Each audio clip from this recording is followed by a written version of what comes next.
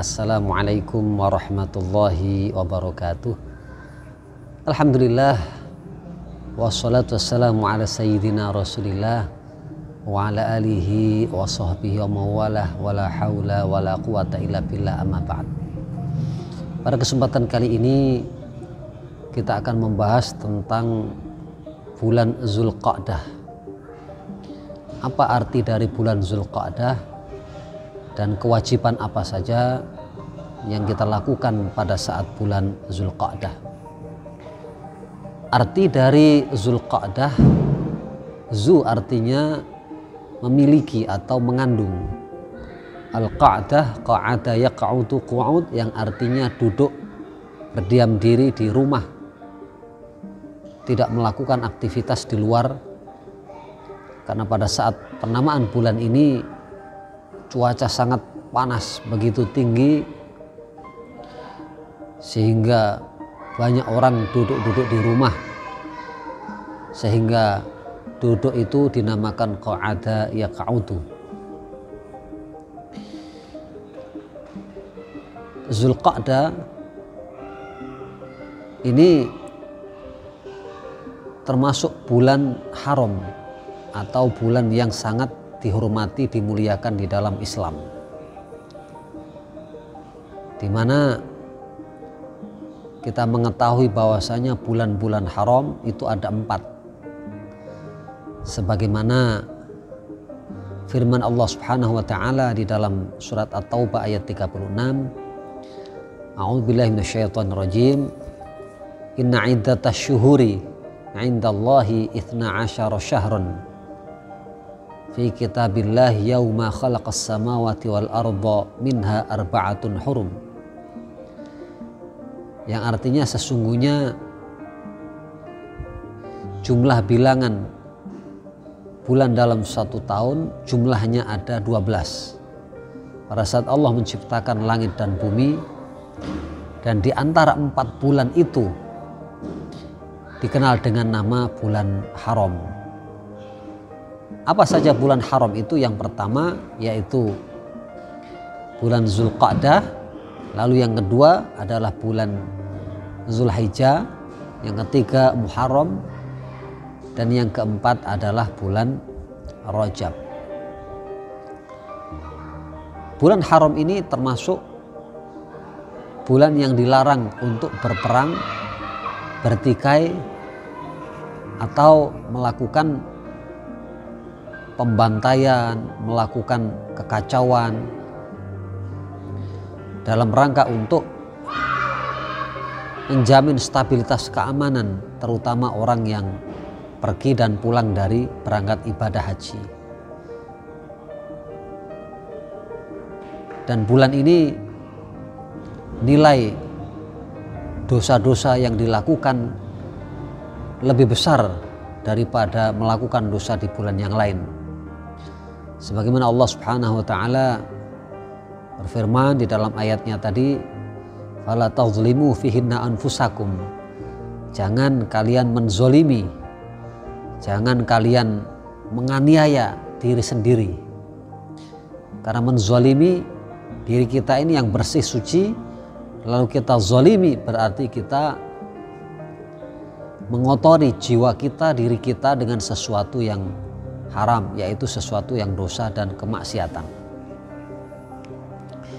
Oleh karena itu maka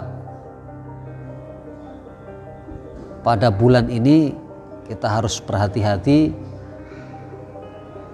jangan kita menambah dosa, menambah maksiat, menambah kesalahan, karena nilainya jauh lebih tinggi daripada di bulan-bulan biasa. Adapun yang kedua yaitu dinamakan bulan haji. Sebagaimana kita ketahui bahwa bulan haji ini ada jumlahnya 3. Sebagaimana firman Allah Subhanahu wa taala di dalam surat Al-Baqarah ayat 197, A'udzubillahi minasyaitonir rajim. Al-hajju asyhurum ma'lumat. haji adalah bulan-bulan yang dimaklumi atau yang dikenal. Para ahli tafsir menyatakan bahwa bulan-bulan ini adalah 3 bulan, yaitu Syawal, Zulqa'dah, dan Dzulhijjah. Dari ayat tadi bisa kita ketahui bahwasanya haji terdiri dari 3 bulan. Artinya miqat zamani, yaitu waktu-waktu pemberangkatan haji dan pemulangannya bisa dilakukan mulai semenjak bulan Syawal, Zulqa'dah, dan Dzulhijjah. Maka kalau kita lihat pemberangkatan jemaah haji di seluruh dunia sudah berangkat mulai bulan Syawal, biasanya kloter-kloter awal, kelompok terbang awal yang langsung menuju Madinah. Sedangkan untuk gelombang kedua, yaitu menuju ke Mekah, Makkatul Mukarramah, dan ini biasanya menjelang wukuf di Arafah sekitar tanggal 1 atau 2 Dzulhijjah. Ini adalah kloter-kloter akhir.